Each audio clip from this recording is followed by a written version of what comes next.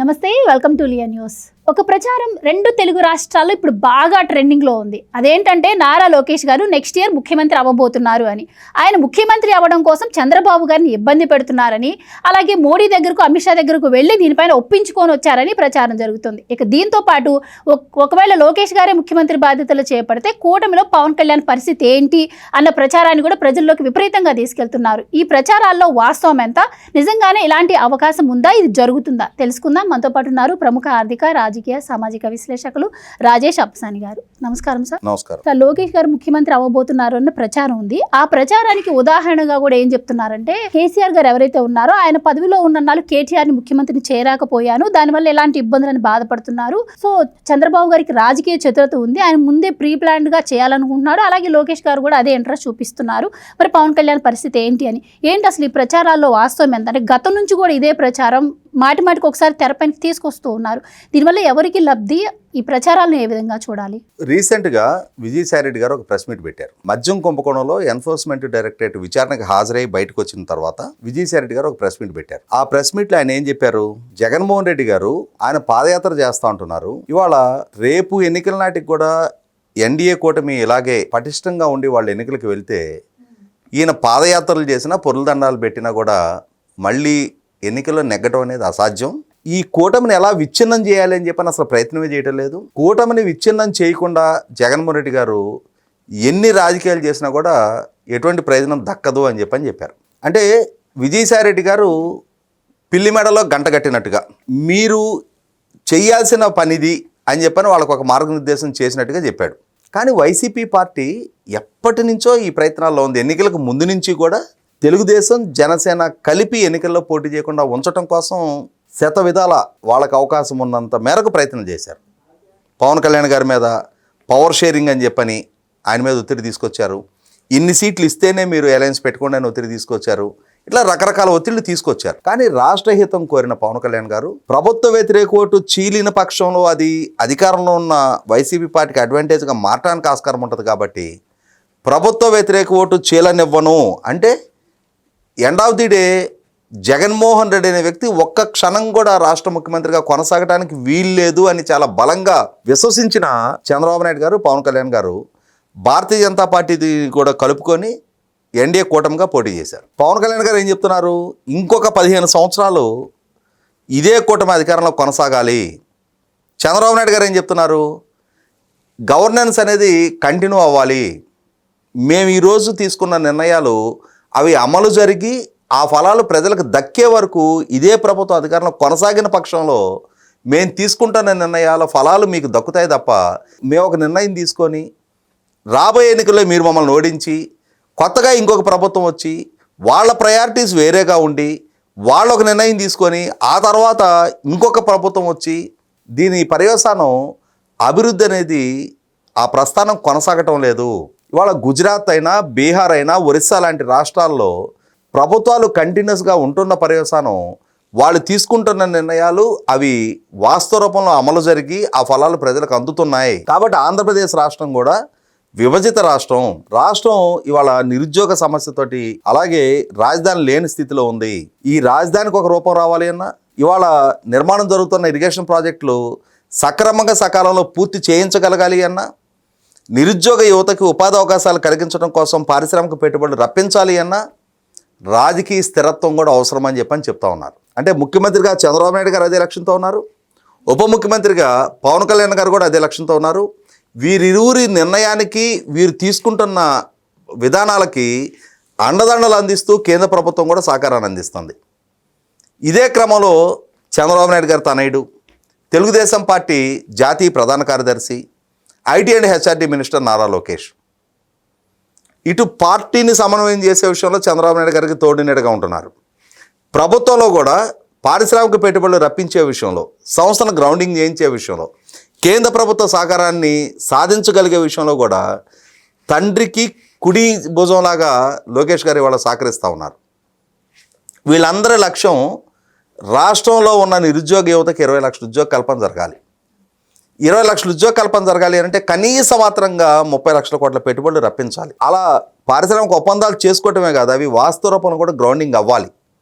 అవి గ్రౌండింగ్ అయ్యి ఆ సంస్థల్లో రాష్ట్ర నిరుద్యోగ యువతకు ఉపాధి కల్పన జరిగి దాని ద్వారా సమాజంలో వెల్త్ జనరేషన్ జరగాలి, మార్కెట్ పొటెన్షియాలిటీ పెరగాలి, మార్కెట్ ప్రాస్పెక్ట్స్ పెరగాలి, తద్వారా ప్రభుత్వానికి ట్యాక్స్ రెవెన్యూస్ పెరగాలి, ఇప్పుడున్న ఆర్థిక విధ్వంసం నుంచి రాష్ట్రం బయటపడగలగాలి, దక్షిణాదిలో అతి తక్కువలో ఉన్న పర్ క్యాపిటల్ ఇన్కమ్ పెరగాలి, ప్రజల పర్చేసింగ్ పవర్ పెరగాలి. ఇవన్నీ జరగాలి అని అంటే రాజకీయ స్థిరత్వం ముఖ్యం. ఈ లక్ష్యంతో చంద్రబాబు నాయుడు గారైనా, పవన్ కళ్యాణ్ గారైనా, లోకేష్ అయినా, కేంద్ర ప్రభుత్వంలో ఇవాళ కీలక భాగస్వామైన భారతీయ జనతా పార్టీ కూడా అదే లక్ష్యంతో ఇవాళ పరిపాలన జరుపుతూ ఉన్నారు. కానీ ఇది చూసి తట్టుకోలేని ఈ పరిపాలన ఈ విధంగా జరిగితే, ఇదే ప్రభుత్వం మళ్ళీ కూడా ఎన్నికల్లో నెగ్గితే రాజకీయంగా తమకు మనుగడ ఉండదు అని చెప్పని, రాజకీయంగా తమ అవకాశాలు కోల్పోతాము అని చెప్పని భావిస్తున్న వైసీపీ పార్టీ ఈ కూటమిలో విభేదాలు తీసుకురావడానికి ప్రయత్నం చేస్తుంది. దానికి రకరకాల ప్రయత్నాలు చేస్తున్నారు. కూటమిని విచ్ఛిన్నం చేయడానికి వాళ్ళు ఎంచుకుంటున్న ఒక మార్గం ఏంటి? పవన్ కళ్యాణ్ గారి మీద ఎమోషనల్గా ఒక ఒత్తిడి తెచ్చే ప్రయత్నం. లోకేష్ పవన్ కళ్యాణ్ గారు ఏమంటున్నారు? చంద్రబాబు నాయుడు గారు లాంటి అనుభవజ్ఞుడి నాయకత్వంలో ఇంకొక 15 సంవత్సరాలు కొనసాగాలి అంటున్నారు. అయితే ఇక్కడ చంద్రబాబు నాయుడు గారు వారి ఆరోగ్య స్థితిగతులు, అంటే ఆయన ఫిట్నెస్ లెవెల్ చూసుకుంటే ఇంకొక 10 ఏళ్ళైనా సరే ఇదే ఎనర్జీ తోటి పనిచేయగలిగే సామర్థ్యం ఆయన దగ్గర ఉంది. మొన్న చూసాం మనం కుప్పం నియోజకవర్గంలో ఈ సైకిళ్ల పంపిణీ సందర్భంగా 2.6 కిలోమీటర్ల దూరంలో ఉన్న సభాస్థలికి ఆయన ఆ సైకిల్ దొక్కుంటా వచ్చారు. ఆయనకి రేపు ఏప్రిల్ 20 తారీఖు వస్తే 76 సంవత్సరాల నుండి 77 సంవత్సరాలకు అడుగు పెడతా ఉన్నారు. ఆయన మాత్రం ఫిట్నెస్ ఇవాళ ఈ జగన్మోహన్ రెడ్డికి ఉందా? చంద్రబాబు నాయుడు గారు ఏదో ఆయన ఎనర్జీ లెవెల్స్ ఎగ్జాస్ట్ అయిపోయినట్టుగా, లేదు లోకేష్ ఏదో పదవి కోసం తహతహలాడిపోతున్నట్టుగా, లేదు మీరు ఇప్పుడు ఖాళీ చేసేసి పదవి నాకు ఇచ్చేయాలి అని చెప్పని లోకేష్ వాళ్ళ నాన్నగారి మీద ఒత్తిడి పెడుతున్నట్టుగా, ఆ ఒత్తిడికి ఈళ్ళైన చంద్రబాబు నాయుడు గారు కూడా దానికి ఎమోషనల్గా ఏం చెప్తున్నారు? అప్పుడు కేటీఆర్ని కేసీఆర్ చేయలేకపోయాడు, ఇక ఎప్పటికీ కాలేని పరిస్థితి, కాబట్టి ఇప్పుడు చంద్రబాబు నాయుడు గారు కేసీఆర్ చేసిన లాంటి పొరపాటు చేయకుండా తాను అధికారంలో ఉండగానే తన కొడుకుని ఆ స్థానంలో ప్రతిష్ఠింపజేస్తే అంటే ఏంటి? చంద్రబాబు నాయుడు గారు కూడా నిర్ణయం తీసేసుకున్నట్టుగా.